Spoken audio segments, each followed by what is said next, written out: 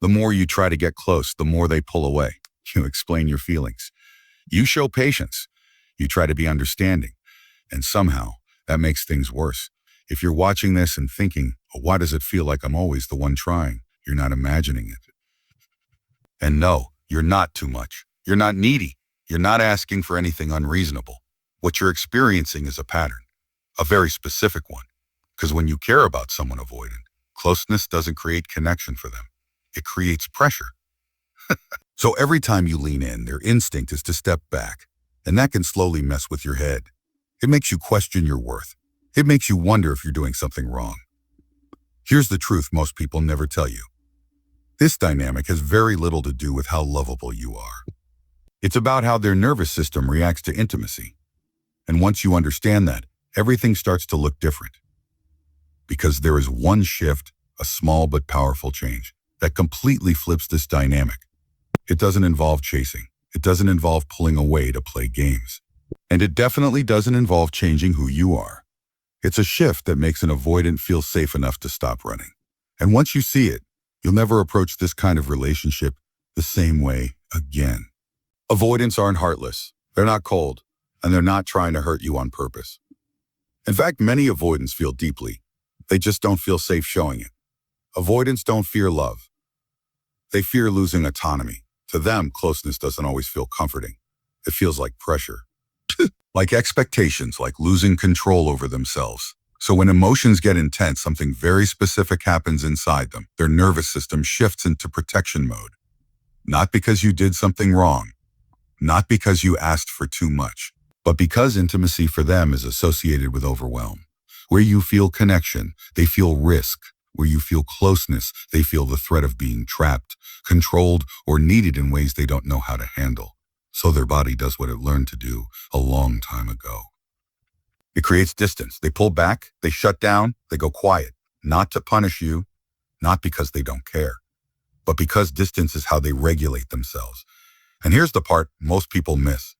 When you push harder for reassurance, it actually confirms their fear.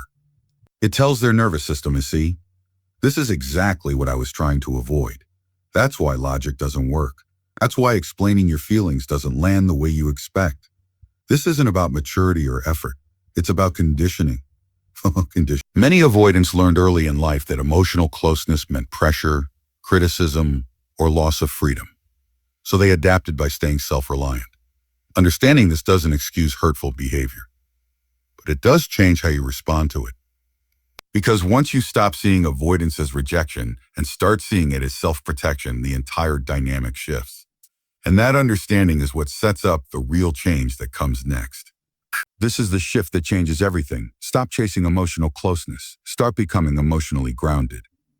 Most people do the opposite. When an avoidant pulls away, they lean in harder. They ask for reassurance. They explain their feelings again and again. They try to fix the distance with more emotion. And that's exactly what makes an avoidant shut down. Because chasing doesn't feel like love to them. It feels like pressure. So here's what grounded energy looks like instead. You stay connected to yourself. Button. You regulate your emotions before trying to regulate the relationship. You don't abandon your needs, but you don't chase validation either. You become calm, clear, stable. This is not about pulling away to play games. You're not withdrawing to manipulate. You're stabilizing your energy. And that shift is everything. When you stop trying to pull an avoidant closer, something unexpected happens. Their nervous system relaxes. The sense of threat lowers. The pressure disappears. And in that space, curiosity returns. Because grounded energy makes an avoidant feel safe. It signals independence, not need. Choice, not demand. Psychologically, this works because avoidants are hypersensitive to emotional intensity. They read urgency as danger. They read calm as safe. So when you show up steady instead of reactive, you communicate something powerful without saying a word. I'm secure. I'm okay. I'm not trying to trap you. And that's when avoidants begin to move closer on their own. Not because they're chased, but because they finally feel free. Avoidants are deeply attracted to emotional stability. It's the one thing their nervous system can trust. And once you embody that, the entire dynamic shifts, not through force, but through safety. You were never meant to convince someone to choose you. Real connection doesn't come from proving your worth or shrinking yourself to be easier to love. Secure love responds to calm, not pressure.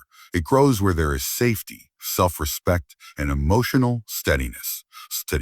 When you stop chasing and start grounding yourself, something important happens inside you. You remember who you are. You reconnect with your value. You stop measuring yourself through someone else's availability. And that shift changes how you show up everywhere. When you embody this grounded energy, avoidant dynamics change naturally. Not because you forced a result, but because you created a different emotional environment. One where closeness doesn't feel demanded. One where connection feels like a choice. And here's the part that really matters. Even if someone still chooses distance, you no longer lose yourself trying to close the gap. That's what secure attachment looks like.